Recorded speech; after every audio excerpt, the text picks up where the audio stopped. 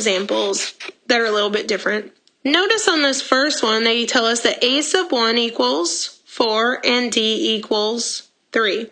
That means they're giving us a starting point with a sub 1 equals 4. And they're kind of giving us a map when they tell us that d equals 3. They're telling us how to find all the numbers or the terms after that. It's like a map. So if the first entry is 4, we can add 3 because it's a positive 3 to find the next one. Well, 4 plus 3 does give us 7. Okay, then I'll add another 3. Well, so I've got my 7, and then when I added my 3, I get my 10. Then I can add my common difference again, my d again, adding 3 gets me a 10 plus 3 is 13. Okay, and again, find the next term. I'm going to use my common difference. It's almost a map to find the next one. So the 13 and the 3 give us the next term. It gives us a 16. And I can keep on doing this and find as many terms as I want, but they only wanted the first 5, so I'll stop there. Let's look at problem B. In problem B, they give us the first 2 terms, and we kind of have to figure out what the difference is. Well, notice in the first term, we have A1 equals 3 minus the square root of 2. Then the second term equals just 3. So how did they get from the first term to the second? Well, they got rid of the negative square root of 2 by adding square root of 2. That left you with those 2 canceling out and just leaving you with the 3. So for the next one, you're going to do the same thing. That means your common difference was that you added a square root of 2. So that's what we're doing here, is that's what it's saying, is that our common difference d is a positive square root of 2. So to get to the next term, we'll do the same thing. We'll add another square root of 2. Well, the 3 and the square root of 2, they're not like terms. So while we can put them together, they can't actually be added together.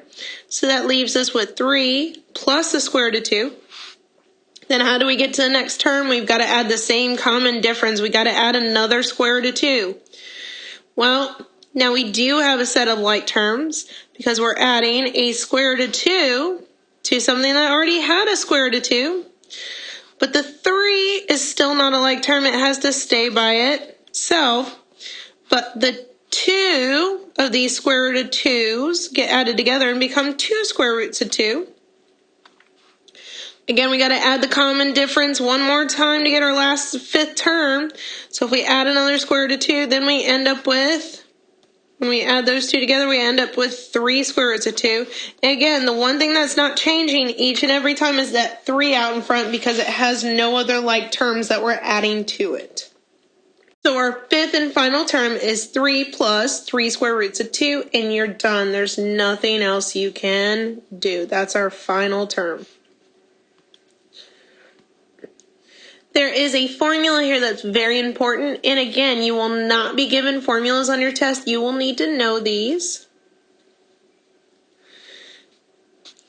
Okay, and it says that if you want to find the nth term of a arithmetic sequence, then you take the first term. That's what the A1 is. You take the first term, and so we take this first term and add the d and minus 1 times. So if you're finding the nth term, you already have your first term that's taken care of. That's your A1. Then you're adding the difference and n minus 1 times. So you take the difference, d, and multiply it times n minus 1. So if you're looking for the 5th term, you'd actually take 4 and multiply it by your common difference, d. Because you're actually going to only add it 4 times to get the actual 5th number because you already had the first number. So let's take an example to kind of see how this works out. Let's look at problem A. We've got an arithmetic sequence, -3, -7, -11, and they're saying ... so it continues on forever. And they want us to find two things: a sub 8, the 8th term, and a sub n, which means just a general formula for the nth term. Well, to do either one of these, we need to figure out what our common difference is. What's the pattern? Well, the pattern, to get from the, first term to the second term, we're going from -3 to -7, would be that we're going to add a -4. Well, then to get from the -7 to the -11, we're again going to add a -4. So that's our common difference D, -4. That's the thing we're adding each time. So, let's see. If we wanted to find the 8th term, that formula says, take your first term. Well, our first term, a sub 1, was -3. So we'll plug in the -3 for our first term. And then it says to take your n-1, which means if we're looking for the 8th term, we're actually going to multiply it. n-1 times actually means 7 times the common difference D, which we said was -4 times the common difference D, which is -4. So we'll do that -4 7 times, which is -28, and we'll add that to our first term, which we said was -3. So -28 plus -3 gives us a total of -31. That is our 8th term. Now let's find our generic nth term, meaning we're going to have n's in our final answer. So we're going to leave this as an a sub n. We still start out with the first term. A sub 1 is -3. That was our first term. Again, we're going to have n's in our answer, so we're going to leave the n-1 as an n-1. And we're just going to multiply it times our D. Our D, we said, is -4. Well, the only thing mathematically that we can do is get rid of these parentheses, which means we can distribute the -4 to everything on the inside, which will give me a -4n plus 4.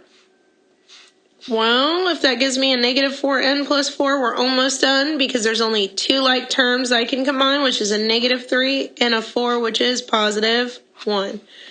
So we've got -4n plus 1. And that's our equation on how we'll find any term if we just have a regular n.